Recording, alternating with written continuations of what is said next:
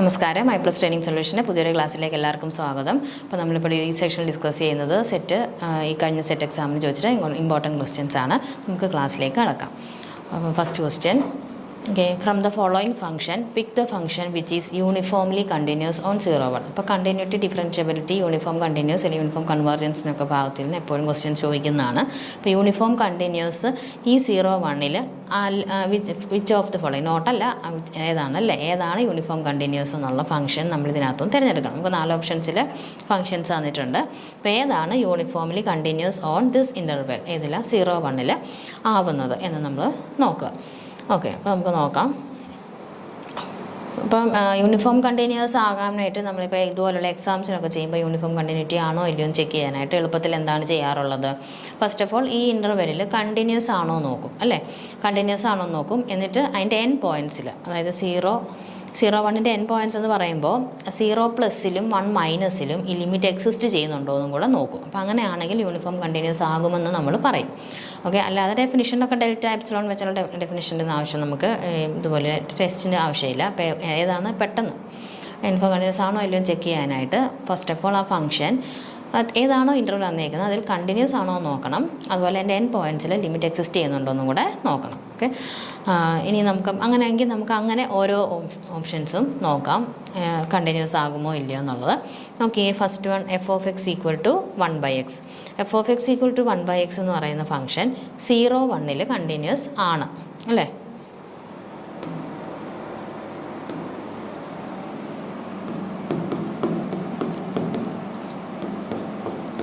1/x എന്ന് പറയുന്ന function 0, 1 continuous ആണ്. കാരണം 0 ഇവിടെ ഉൾപ്പെട്ടിട്ടില്ലല്ലോ ഇൻ്റർവെല്ലിൽ. 0-ലാണ് ഇതിൻ്റെ പ്രശ്നം വരുന്നത്, കണ്ടിന്യൂറ്റി നഷ്ടപ്പെടുന്ന അവിടെയാണ്. സോ അതുകൊണ്ട് നമുക്ക് ഇത് എന്താണെന്ന് പറയാം, 0, 1-ൽ കണ്ടിന്യൂസ് ആണ്.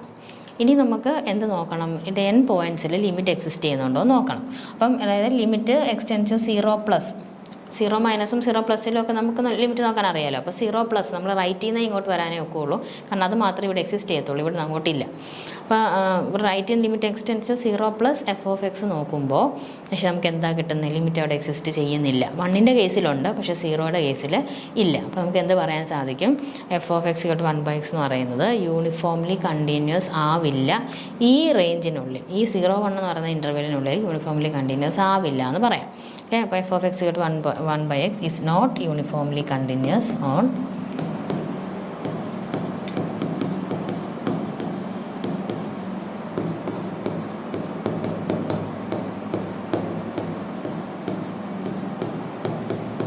0, 1. ഓക്കെ, അപ്പോൾ ഇതല്ല, ഏതാണെന്നാണ് നമ്മൾ ചോദിച്ചേക്കുന്നത്, പാത്തേ അല്ല.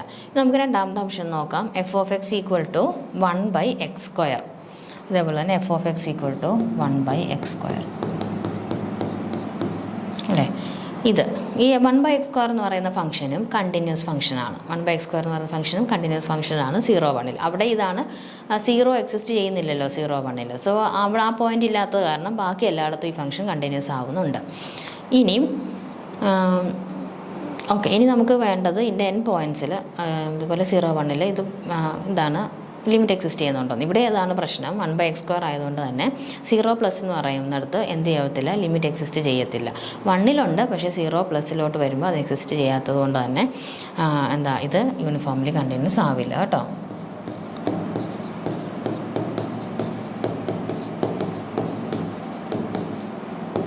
Uniformly continuous. ഇനി ഇത് നോക്കാം, സി എന്ന് പറയുന്നത് ഇത് എ, ഇത് ബി. ഓക്കെ, ഈ C f(x) = sin x/x².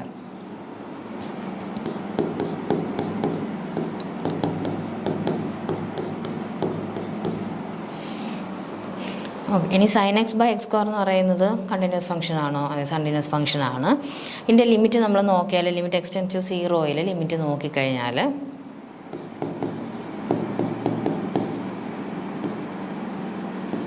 sin x/x² എന്ത് വരും, limit extend to 0, 1/x × sin x/x കൊടുക്കാം, അല്ലേ? അപ്പോൾ ഈ ലിമിറ്റ് 1/x ലിമിറ്റ് കൊടുക്കാം, sin x by x limit കൊടുക്കാം. Limit extend to 0 sin x by x എന്ന് പറയുന്നത് 1 ആണ് വരുന്നത്. അപ്പോൾ പക്ഷേ ഇവിടെ 1/0 വീണ്ടും കിടക്കുകയാണ് കണ്ടോ. അപ്പോൾ ലിമിറ്റ് ഇവിടെ എക്സിസ്റ്റ് ചെയ്യുന്നില്ല. അപ്പോൾ ഇതിൻ്റെ എൻ പോയിൻറ്റ്സിൽ ലിമിറ്റ് എക്സിസ്റ്റ് ചെയ്യാത്തത് കൊണ്ട് എൻ പോയിൻറ്റ്സിൽ 0 അടുക്കുമ്പോൾ ചെയ്യാത്തത് കൊണ്ട് തന്നെ sin x by x² എന്നല്ല, യൂണിഫോംലി കണ്ടിന്യൂസ് അല്ല. ഇനി നമുക്ക് എന്ത് നോക്കാം? ഡി ഓപ്ഷൻ കൂടെ അല്ലേ ഉള്ളൂ നോക്കാൻ. അപ്പോൾ f(x) അപ്പോൾ അതായിരിക്കും. ഇത് മൂന്നും അല്ലെങ്കിൽ ഓൾറെഡി എന്തായിരിക്കും? അതായിരിക്കും. എന്നാലും അതെങ്ങനെയാണ് വരുന്നതെന്നുള്ളത്. ഇപ്പോൾ f(x) = 1 - cos x by x²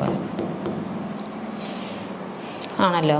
ഈ ഫംഗ്ഷൻ എന്താണ്? ഈ 0, 1 കണ്ടിന്യൂസ് ഫംഗ്ഷൻസ് ആണ്, കണ്ടിന്യൂസ് ആണ്. ഇനി എൻ പോയിൻറ്റ്സ് നോക്കാം. എൻ പോയിൻറ്റ്സ് 1 നോക്കേണ്ട കാര്യമില്ല, നമുക്ക് 0 മാത്രം നോക്കിയാൽ മതി. അപ്പോൾ limit extend to 0 plus 0 1 - cos x by x² അല്ലേ. 1 - cos x by x² ഞാൻ 2 sin square x by 2 എന്ന് എഴുതും. 1 - cos x എന്ന് പറയുന്നത് എന്താണ്? 2 sin square x by 2 അല്ലേ. അപ്പോൾ limit extend to 0 2 sin square x by 2 by x². Okay, ഞാനിപ്പോൾ ഇവിടെ limit extending to 0 2 sin square x by 2 by ഇവിടെ 4 x² by 4 എന്ന് കൊടുത്തു.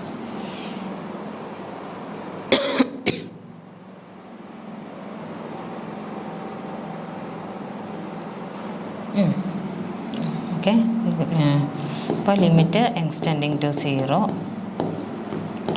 sin 2/4 എന്ന് ഇവിടെ കൊടുത്തേ. sin x by 2 by x by 2 into sin x by 2 by x by 2. അപ്പോൾ x² by 4 വരികയും ചെയ്തു അല്ലേ. ഞാനിവിടെ 4 എക്സ്ട്രാ ആഡ് ചെയ്തുകൊണ്ടാണ് ഇവിടെ 4 മൾട്ടിപ്ലൈ ചെയ്തത്. അപ്പോൾ x by 2 into x by 2 എന്ന് കൊടുക്കാമല്ലോ ഇതിന്. അപ്പോൾ sin x by 2 by x by 2 sin x by 2 x by 2 limit apply ചെയ്ത് ഈ 2/4 എന്ന് പറയുന്ന 1/2 ആയിട്ട് നമുക്ക് പുറത്തെടുക്കാം. ലിമിറ്റ് എക്സ്റ്റെൻഡിങ് ടു 0 ഇതിന് അപ്ലൈ ചെയ്യുമ്പോൾ 1 വരും. sin x by x, അപ്പോൾ ഇവിടെ x by 2 വന്നുകൊണ്ടാണ് ഞാനിവിടെ x by 2 കൊടുത്തത്. എങ്കിൽ മാത്രമേ നമുക്ക് ലിമിറ്റ് എടുക്കുമ്പോൾ 1 വരത്തുള്ളൂ. ഇവിടെ 1 × 1, അപ്പോൾ എന്ത് വരും? 1/2 എന്നാണ് ലിമിറ്റ് വരുന്നത് 0-ൽ. അപ്പോൾ അവിടെ അത് ലിമിറ്റ് എക്സിസ്റ്റ് ചെയ്യും, പക്ഷേ 1-ലും എക്സിസ്റ്റ് ചെയ്യും അല്ലേ. അപ്പോൾ ഈ ഫംഗ്ഷൻ എന്താണ്? കണ്ടിന്യൂസ് ആണ് 0, 1-ൽ. അതുപോലെ തന്നെ എൻ പോയിൻറ്റ്സ് ലിമിറ്റ് എക്സിസ്റ്റ് ചെയ്യുകയും ചെയ്യുന്നുണ്ട്. അതുകൊണ്ട് f(x) = 1 - cos x by x² എന്ന് പറയുന്ന ഈ ഫംഗ്ഷൻ ആയിരിക്കും യൂണിഫോംലി കണ്ടിന്യൂസ് ആവുന്നത്. ഓക്കെ, നമുക്ക് നെക്സ്റ്റ് ക്വസ്റ്റ്യൻ നോക്കാം. ഇതാണ് ഓപ്ഷൻ ഡി ആണ് കറക്റ്റ് ആൻസർ. ഇനി second question, harmonic conjugate of x² - y² കണ്ടുപിടിക്കണം. The harmonic conjugate of x² - y² അല്ലേ. അപ്പോൾ ഹാർമോണിക് കോഞ്ചുഗേറ്റ് എന്ന് പറഞ്ഞാൽ ഫസ്റ്റ് ഓഫ് ഓൾ നമുക്ക് ഈ തന്നിരിക്കുന്ന x² - y² ഹാർമോണിക് ആണോ എന്നൊന്ന് നോക്കാം. എന്താണ് ഹാർമോണിക് എന്ന് പറയുന്നത്? ലാപ്ലേസ് ഇക്വേഷനിൽ എന്ത് സാറ്റിസ്ഫൈ ചെയ്യണം? ഇത് u ആയിട്ട് നമ്മൾ എടുക്കുകയാണെങ്കിൽ (2u / x² + (2u / y² = 0) ആവണം. അപ്പോൾ അത് ഹാർമോണിക് ഫംഗ്ഷനാണ്. അങ്ങനെ ആണെന്ന് പറഞ്ഞത് ഹാർമോണിക് കോഞ്ചുഗേറ്റും ഉണ്ടാകും അല്ലേ. വി എന്നാണ് നമ്മൾ സാധാരണ ഹാർമോണിക് കോഞ്ചുഗേറ്റിനെ വിളിക്കാറുള്ളത് അല്ലേ, എഴുതാറുള്ളത് വി എന്നാണ്. അപ്പോൾ വി എങ്ങനെ കണ്ടുപിടിക്കാമെന്നാണ് നോക്കുന്നത്. ഇനി ഹാർമോണിക് കോഞ്ചുഗേറ്റ് എങ്ങനെ കണ്ടുപിടിക്കാമെന്നുള്ളത് നമുക്ക് നോക്കാം. ഇതിനകത്ത് എങ്ങനെയാണ്? ഫസ്റ്റ് ഓഫ് ഓൾ ഇതൊന്ന് ഹാർമോണിക് ആണോ എന്ന് നമുക്കൊന്ന് ടെസ്റ്റ് ചെയ്ത് നോക്കാം.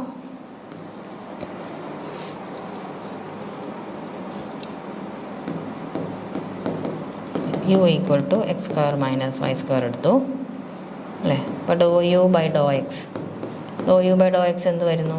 2x. (2u / x²) 2.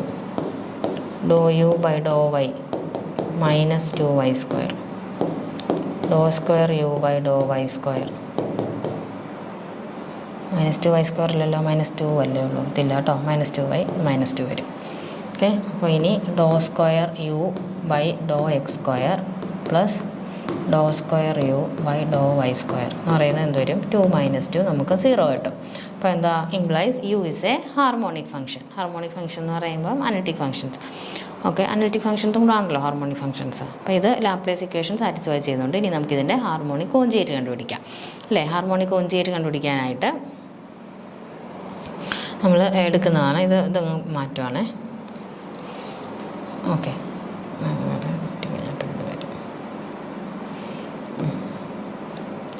ബി അല്ലേ കണ്ടുപിടിക്കേണ്ടത്. To find B. യുടെ ഹാർമോണിക് കോഞ്ചുഗേറ്റിനെ നമ്മൾ ബി ആയിട്ടാണ് എടുക്കുന്നത്. സോ ബി കണ്ടുപിടിക്കണം. അതിന് ഡി വി എന്ന് പറയുന്നത്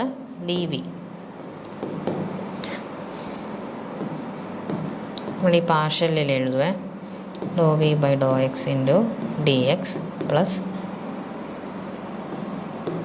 ഡോ v by do y into d y അല്ലേ. ഡി വി എങ്ങനെ എഴുതാം? Do v by do x into d x plus do v by do y into d y. ഇനി യു ഒരു harmonic ഫംഗ്ഷനാണ്, അത് സി ആർ ഇക്വേഷൻസ് സാറ്റിസ്ഫൈ ചെയ്യും. C R equations satisfy ചെയ്യുന്ന u എന്താണ് C R equations? Do u by do X equal to do v by do y and do u by do y equal to minus do v by do x. ഇതാണ് C R equations. ഇത് satisfy ചെയ്തിരിക്കും u harmonic ആയിരുന്നു. നമ്മൾ u harmonic ആണോ നോക്കി, അപ്പോൾ അതുകൊണ്ട് C R equation satisfy ചെയ്യും. So do v by do എക്സിന് പകരം നമുക്ക് എന്ത് കൊടുക്കാം? Minus do u by do y എന്ന് കൊടുക്കാം അല്ലേ. Minus do u by do y എന്ന് കൊടുക്കാം ആണല്ലോ. ഡി എക്സ് വരട്ടെ ഇവിടെ, d x plus do v by do വൈക്ക് പകരം എന്ത് കൊടുക്കാം? Do u by do x എന്ന് കൊടുക്കാം. കാരണം നമുക്ക് യു മാത്രമേ ഉള്ളൂ, ഇപ്പോൾ do u by do y ഒക്കെ നമുക്ക് അറിയത്തുള്ളൂ അല്ലേ. നമ്മളിവിടെ യു അതങ്ങ് മായ്ച്ച് കളഞ്ഞായിരുന്നു. U equal to x square minus y സ്ക്വയറിൽ do u by do x 2x do u by do y minus 2y ആവുന്നത്. ഇപ്പോൾ ഇവിടെ നമുക്ക് എന്ത് കൊടുക്കാം? Minus do u by do y എന്ന് പറയുമ്പോൾ മൈനസ് 2y. ഇപ്പോൾ എന്ത് വരും? 2y വരത്തില്ലേ. 2y d x plus do u by do x എന്താ വരുന്നത്? 2x D Y. ഇപ്പോൾ 2 കോമൺ എടുത്തു കഴിഞ്ഞാൽ y d x plus x d y. ഇതെന്ന് പറയുന്നത് എന്താ? ഡി ഓഫ് എക്സ് വൈ അല്ലേ. Okay, 2dx. ഇത് y dx plus x d y എന്നത് derivative of x y. First function derivative second plus സെക്കൻഡിൻ്റെ ഡെറിവേറ്റീവ് ഓഫ് ഫസ്റ്റ്. അപ്പോൾ 2d of x Y എന്ന് കിട്ടി. അപ്പോൾ ഇനി നമുക്ക് ഡി വി ആണ് എന്ത് കിട്ടിയിരിക്കുന്നത്? ഡി വി ആണ് 2d എക്സ് വൈ എന്ന് കിട്ടിയത്. അപ്പോൾ ഇത് ഇൻ്റഗ്രേറ്റ് ചെയ്താൽ മതിയല്ലോ. ഇൻ്റഗ്രേറ്റ് ചെയ്ത് കഴിഞ്ഞാൽ നമുക്ക് എന്ത് കിട്ടിക്കോളും?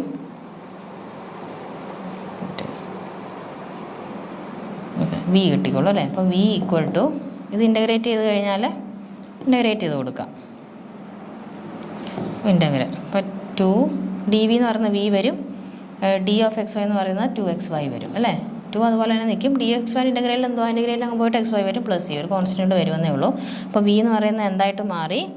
2xy പ്ലസ് സി എന്ന് കിട്ടി. നമുക്കിവിടെ 2xy ആണ് വി ഉള്ളത്. അപ്പോൾ ഓപ്ഷൻ സി ആയിരിക്കും കറക്റ്റ് ആൻസർ കേട്ടോ. എന്താ? 2xy plus C. അപ്പോൾ ഏതാ വരും? വി എന്ന് പറയുന്നത് എക്സ് വൈ വരുവേ. ഹാർമോണിക് കോഞ്ചുഗേറ്റ് ഏതാണ്? വി ആണ്, 2xy ആണ്. മനസ്സിലായല്ലോ. അപ്പോൾ യു ഹാർമോണിക് ആണെന്ന് നോക്കി നമ്മൾ സി ആർ ഇക്വേഷൻസ് സാറ്റിസ്ഫൈ ചെയ്യുന്നത് എഴുതി. എന്നിട്ട് എന്താ? വി കണ്ടുപിടിക്കാനായിട്ട് d v equal to do v by do x d x plus do v by do y d y ഇട്ട് പിന്നെ സി ആർ ഇക്വേഷൻസ് അപ്ലൈ ചെയ്തിട്ടാണ് ഇവിടെ വാല്യൂ ഒക്കെ ഇട്ട് കൊടുത്തിട്ട് കണ്ടുപിടിച്ചത് V.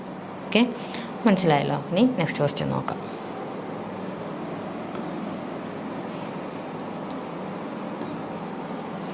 Okay, question number 3. Integral over C 3z² plus z by z² minus 1dz. ഇതിൻ്റെ value നമ്മൾ കണ്ടുപിടിക്കണം. Integral over C 3z² plus z by z² minus 1dz where C is the circle mod z equal to 2 അല്ലേ. C എന്ന് പറയുന്നത് എന്താണ്? Mode z equal to 2 എന്ന് പറയുന്ന, അതായത് സെൻറ്റർ 0 റേഡിയസ് 6 വരുന്ന സർക്കിളിനുള്ളിൽ വെച്ച് ഇൻ്റഗ്രേറ്റ് ചെയ്യുന്ന ഈ ഫംഗ്ഷൻ്റെ വാല്യൂ എന്താണെന്ന് നമുക്ക് കണ്ടുപിടിക്കണം. എന്താണിത്? ഇത് കോഷി റെസിഡ്യൂ തിയറം വെച്ചാണ് നമ്മൾ ചെയ്യുന്നത് അല്ലേ.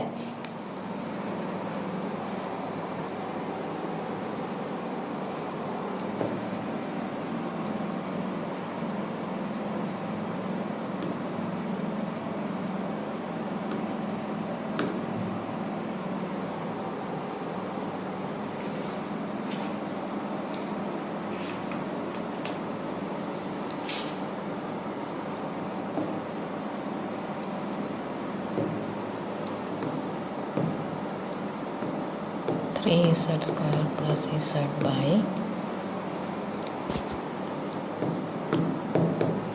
dz അല്ലേ.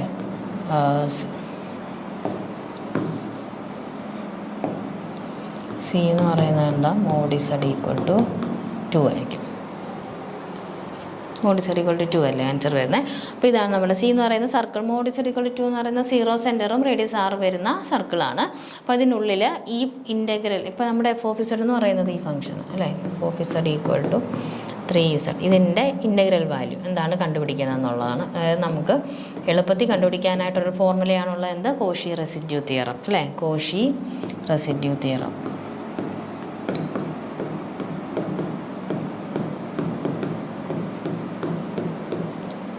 തിയറം. എന്താ കോഷി റെസിഡ്യൂ തിയറം പറയുന്നത്? Integral over C f of z d z equal to 2πi into sum of the residues. Residues of the C അല്ലേ, സിയിൽ വരുന്ന സം ഓഫ് ദ റെസിഡ്യൂസും പോള് നമ്മൾ കണ്ടുപിടിക്കണം. എന്നിട്ട് റെസിഡ്യൂ അറ്റ് ദാറ്റ് വാല്യൂ കണ്ടുപിടിക്കണം. എന്നിട്ട് അതിൻ്റെ സം എടുത്ത് ഇൻറ്റു 2π ചെയ്താൽ ഇതിൻ്റെ ഇൻ്റഗ്രൽ വാല്യൂ കിട്ടുമെന്നാണ് എഫ് ഇൻസൈഡ് സി അല്ലേ. ഇൻസൈഡ് സി ഈ തന്നിരിക്കുന്ന നമ്മുടെ ക്ലോസ്ഡ് കോണ്ടൂറിൽ എത്ര റെസിഡ്യൂസ് ഉണ്ടോ അതിൻ്റെ എല്ലാം കൂടെ സം എടുത്തിട്ട് 2π ഇൻറ്റു ചെയ്ത് കഴിഞ്ഞാൽ നമുക്ക് ഇതിൻ്റെ ഇൻ്റഗ്രൽ വാല്യൂ ഇൻ്റഗ്രേറ്റ് ചെയ്ത് വരാൻ ഇച്ചിരി പ്രയാസമില്ല അല്ലാതെ ഇൻ്റഗ്രേറ്റ് ചെയ്ത് വരാനായിട്ട്. അപ്പോൾ എളുപ്പത്തിൽ നമുക്ക് ഇങ്ങനത്തെ ഈ ഫോർമുല യൂസ് ചെയ്ത് കണ്ടുപിടിക്കാം. അപ്പോൾ ഇതാണ് നമ്മൾ ഇവിടെ യൂസ് ചെയ്യാൻ പോകുന്നത് കേട്ടോ. അപ്പോൾ ആദ്യം ഫസ്റ്റ് ഓഫ് ഓൾ ഇതിൻ്റെ റെസിഡ്യൂസ് എന്തൊക്കെയാണെങ്കിലും പോൾസ് എവിടെയാണ് നമ്മൾ കണ്ടുപിടിക്കുന്നത്. പോൾസ് എവിടെ? ഡിനോമിനേറ്റർ 0 വരുന്നതാണ് നമുക്ക് പോൾസ് കിട്ടുന്നത്. എന്നിട്ട് അതിൻ്റെ റെസിഡ്യൂ വാല്യൂ നമുക്ക് കണ്ടുപിടിക്കാം. അപ്പോൾ നോക്കാം. Z square plus 1 equal to 0 ഇട്ട് കൊടുക്കുക അല്ലേ. Z square plus 1 equal to 0. Plus 1 ആണോ മൈനസ് 1 ആണോ നോക്കട്ടെ.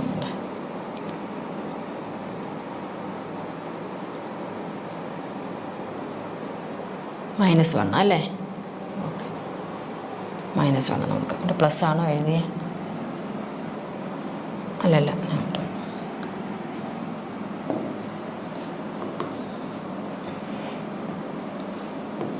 Z square -1 equal to 0. അപ്പോൾ ഇസഡ് സ്ക്വയർ -1നെ നമുക്ക് ഇങ്ങനെ ഇസഡ് -1 ഇൻറ്റു ഇസഡ് പ്ലസ് 1 അല്ലേ. ഇസഡ് -1 ഇൻറ്റു ഇസഡ് പ്ലസ് 1 അല്ലേ ഇസഡ് സ്ക്വയർ -1 എന്ന് പറയുന്നത്. Equal to 0 implies z -1 equal to 0 and z plus 1 equal to 0 അല്ലേ. Implies z equal to 1 and z equal to -1. 1ഉം -1ഉം കിട്ടി. അപ്പോൾ എന്താ എഴുതാം? are the poles. Z equal to 1 and Z equal to -1 are the poles കിട്ടി. ഇനി നമുക്ക് റെസിഡ്യൂ കണ്ടുപിടിക്കാം. ഇനിയും മാത്രമല്ല നമ്മുടെ സർക്കിൾ ഇതല്ലേ,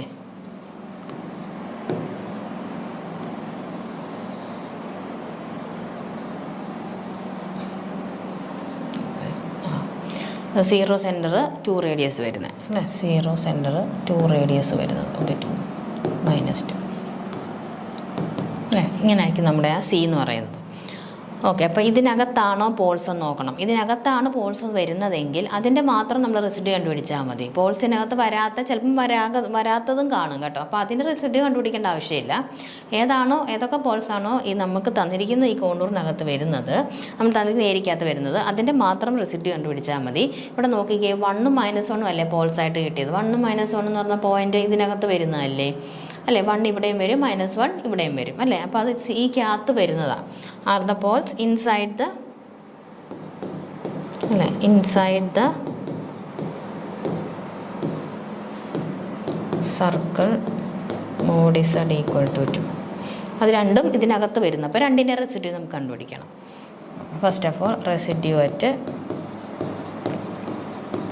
Z equal to 1. Z equal to 1ൽ എങ്ങനെയാണ് കണ്ടുപിടിക്കുന്നത് residue? Limit z tends to 1 എന്താ -1 അല്ലേ. Z -1 into f of z. Residue at z equal to a നമ്മൾ എങ്ങനെ കണ്ടുപിടിക്കുന്നത്? Limit z tends to a z minus a into f of z. നമ്മുടെ f of z എന്ന് പറയുന്നത് 3z square plus z by z square -1 അല്ലേ. Equal to limit z tends to 1 z -1 into 3z square plus z by z square -1നെ നമുക്ക് z -1 into z plus 1 എന്ന് എഴുതാം. അപ്പോൾ ഇതങ്ങ് ക്യാൻസലായി പോകും അല്ലേ. ക്യാൻസലായി പോകുമ്പോൾ ഇവിടെ എന്ത് കിട്ടും? പിന്നെ നമുക്ക് ഇസഡിന് 1 കൊടുക്കാമല്ലോ. ഇസഡിന് 1 കൊടുത്താൽ 0 ആവുന്ന ടേമൊക്കെ ക്യാൻസലായി-പോയി. ഇനി നമുക്ക് ഇസഡിന് 1 കൊടുത്തു കഴിഞ്ഞാൽ 3 ഇൻറ്റു 1 പ്ലസ് 1 4/2 2 എന്ന് കിട്ടി. അപ്പോൾ residue at z equal to 1 നമുക്ക് 2 കിട്ടി. അതുപോലെ തന്നെ residue at z equal to -1 കണ്ടുപിടിക്കണം.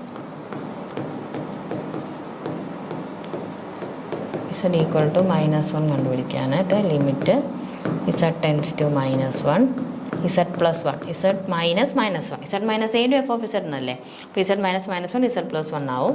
So 3z² plus z by, ഞാനിതിനെ z minus 1 into z plus 1 എന്ന് സ്പ്ലിറ്റ് ചെയ്ത് എഴുതി.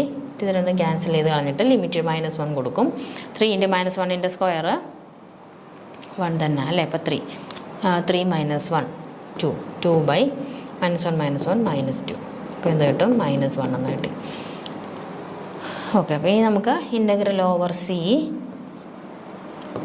3z² plus z by z² -1 dz equal to 2πi into sum of the residue അല്ലായിരുന്നോ. സം ഓഫ് ദ റെസിഡ്യൂസ് എന്താ വരുന്നത് ഇവിടെ, ഇതാ z ഈക്വൽ ടു 1ൽ 2 വരും, z ഈക്വൽ ടു -1ൽ -1 വരും. Okay, equal to 2πi into 1, 2 - 1 1 വരുന്നത്, ഈക്വൽ ടു 2πi.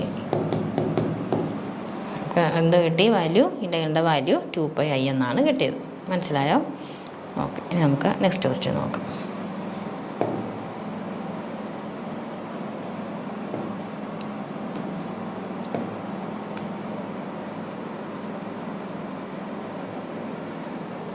ആൻസർ എത്ര? 2πi ആണ് കേട്ടോ. ഓപ്ഷൻ ഡി ആണ് കറക്റ്റ് ആൻസർ വരുന്നത്. ഇനിയും the function f of z equal to 1/e raised to 1/z -1 ആണ് കേട്ടോ. ഇവിടെ +1 അല്ല, 1/z ആണ്, 2 അല്ല. അപ്പോൾ അതൊന്ന് തിരുത്തിക്കോണം. നമ്മുടെ ഫംഗ്ഷൻ എഫ് ഓഫ് ഇസഡ് എന്ന് പറയുന്നത് 1/e raised to 1/z -1 എടുക്കാം. Has at z equal to 0. അപ്പോൾ ഇസഡ് ഈക്വൽ ടു 0യിൽ അതിനെന്ത് വരുമെന്ന് നോക്കണം. ഏത് ടൈപ്പ് സിംഗുലാരിറ്റി ആണ് വരുന്നത് നോക്കണം അല്ലേ. റിമൂവബിൾ ആണോ, ഐസൊലേറ്റഡ് എസെൻഷ്യൽ ആണോ, പോളാണോ, നോൺ ഐസൊലേറ്റഡ് എസെൻഷ്യൽ സിംഗുലാരിറ്റി ആണോ നോക്കണം.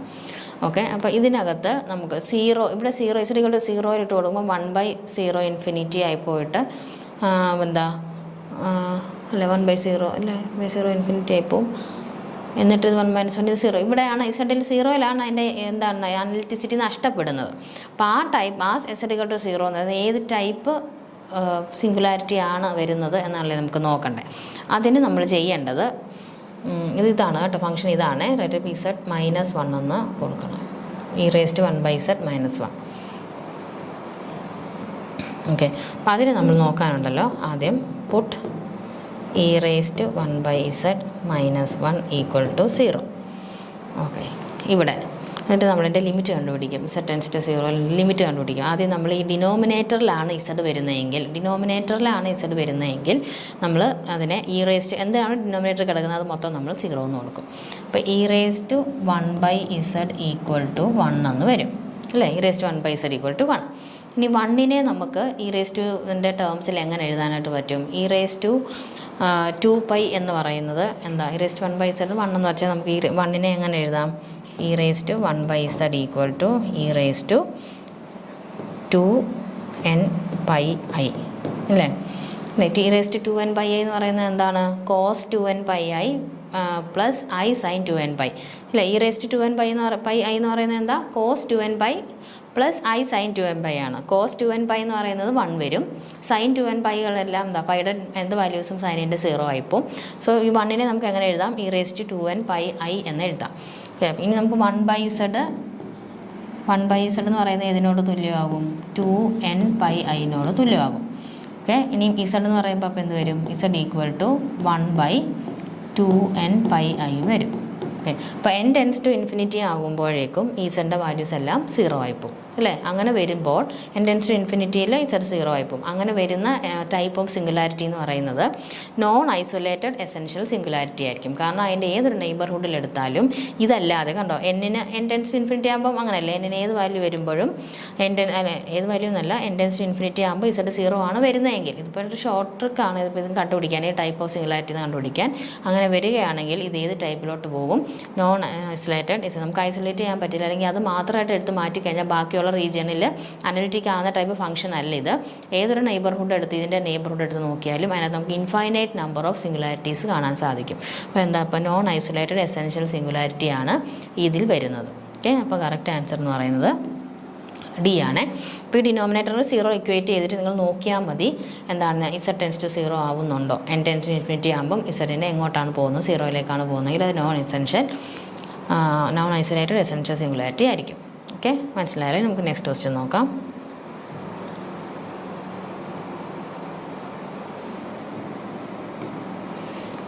Which of the following is a generator of the group Z5 cross Z12? Okay, generator of the group കണ്ടുപിടിക്കാനാണ്. അപ്പോൾ ഏത് ഗ്രൂപ്പാണ് തന്നേക്കുന്നത്? Z5 cross Z12. ഓക്കെ, ഇത് ഗ്രൂപ്പാണ് അല്ലേ. Z5 ക്രോസ് Z12 എന്ന് പറയുന്നത് എന്താ? സൈക്ലിക് ഗ്രൂപ്പാണ് അല്ലേ. സൈക്ലിക് ഗ്രൂപ്പാണ് ഇത്. Z5ഉം Z12ഉം എല്ലാം സൈക്ലിക് ഗ്രൂപ്പാണ്. അതിൻ്റെ ക്രോസ് പ്രോഡക്റ്റ് അല്ലേ, ഇങ്ങനെ വരുന്നതും എന്ത് തന്നെയാണ്? സൈക്ലിക് ഗ്രൂപ്പാണ്. ഇതെന്ന് പറയുന്നത് ഐസോമോർഫിക് ടു Z60 ആകുന്നത് എപ്പോഴാണ്? ഇത് ഐസോമോർഫിക് ടു Z60 ആണോ? അതെ. കാരണം എന്തുകൊണ്ടാണ്? GCD ഓഫ് 5 ആൻഡ് 12 എന്ന് പറയുന്ന 1 ആണ്. ഇഫ് GCD ഓഫ് 5, ഇപ്പം ZM ക്രോസ് ZN എന്ന് പറയുന്നത് ഐസോമോർഫിക് ടു ZMN ആകണമെങ്കിൽ എമ്മിൻ്റെ എന്നിൻ്റെയും GCD എന്തായിരിക്കണം? 1 ആയിരിക്കണം. ഇവിടെ 5ൻ്റെയും 12ൻ്റെയും ഗ്രേറ്റസ്റ്റ് കോമൺ ഡിവൈസർ 1 ആയതുകൊണ്ട് ഇത് ഐസോമോർഫിക് ടു Z60 ആണ്. അപ്പം നമ്മളോട് ഇവിടെ ചോദിച്ചിരിക്കുന്നത് അതല്ല, എന്താ? ഇതിൻ്റെ ജനറേറ്റർ കണ്ടുപിടിക്കാനാണ്. അപ്പോൾ ഫസ്റ്റ് ഓഫ് ഓൾ നമുക്ക് നോക്കണം GCD 1 ആകുന്നുണ്ടോ നോക്കണം. അങ്ങനെയാണെന്നുണ്ടെങ്കിൽ ഇതിൻ്റെ ജനറേറ്റർ ഇതിനകത്ത് ഏത് വരുമെന്നല്ലേ ചോദിച്ചേക്കുന്നത്? അപ്പോൾ 2 6 2 3 3 4 ആൻഡ് 3 5. പിന്നെ നോക്കേണ്ടത് ഈ 2 6 നോക്കിക്കഴിഞ്ഞാൽ 2 എന്ന് പറയുന്നത് Z5ൻ്റെ ഒരു ജനറേറ്റർ ആകുമോ? ആകും. കാരണം എന്താണ്? 2 ലെസ് ദാൻ 5 ആണ്. 2 റിലേറ്റീവ്ലി പ്രൈം ടു 5 ആണ് അല്ലേ. റിലേറ്റീവ്ലി പ്രൈം എന്ന് പറയുമ്പം GCD 1 ആകും അല്ലേ. 2 ലെസ് ദാൻ 5 ആണ്, റിലേറ്റീവ്ലി പ്രൈം ആണ്, അപ്പോൾ 2 ആകും. പക്ഷേ 6ഉം 12ഉം കൂടെ നോക്കിയാൽ എന്താ? അത് 6 ലെസ് ദാൻ 12 ആണ്, പക്ഷേ എന്തല്ല? റിലേറ്റീവ്ലി പ്രൈം അല്ല. അപ്പോൾ 2 6 നമുക്ക് വരില്ല കേട്ടോ. അപ്പോൾ AB എന്ന് പറയുന്നത് ഒരു ജനറേറ്റർ, ZM ക്രോസ് ZNൻ്റെ ജനറേറ്റർ AB ആകണമെങ്കിൽ A ലെസ് ദാൻ M ആയിരിക്കണം, A relatively prime to M ആയിരിക്കണം. B ലെസ് ദാൻ N ആയിരിക്കണം, B relatively prime to N ആയിരിക്കണം. അപ്പോൾ ഇവിടെ 2 6ൽ 2 ആകുന്നുണ്ട്, പക്ഷേ 6 12 കൊണ്ട് ആവില്ല. അതുകൊണ്ട് നമുക്ക് ഇതെടുക്കാൻ പറ്റില്ല. ഇനി 2 3 നോക്കിയാലോ? 2 3ലും അതാണ് പ്രശ്നം. 2 ലെസ് ദാൻ 5 ആകുന്നുണ്ട്, 2 5 റിലേറ്റീവ്ലി പ്രൈം ആണ്. പക്ഷേ 3 എന്ന് പറയുന്നത് 12ന് ലെസ് ആണെങ്കിലും 3ഉം 12ഉം റിലേറ്റീവ്ലി പ്രൈം ആവത്തില്ല അല്ലേ. കാരണം അതിൻ്റെ കോമൺ ഡിവൈസർ 3 ആണ്, 1 വരില്ല. അപ്പോൾ അതുകൊണ്ട് ഇതും ആവില്ല. ഇനി 3 4 നോക്കിയാലോ?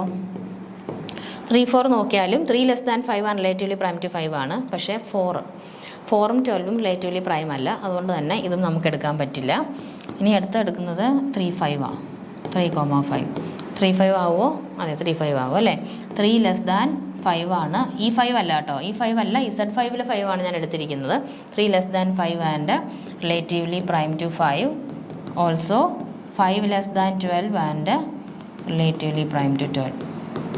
അപ്പം അത് ജനറേറ്റർ ഏതാ വരുന്നത്?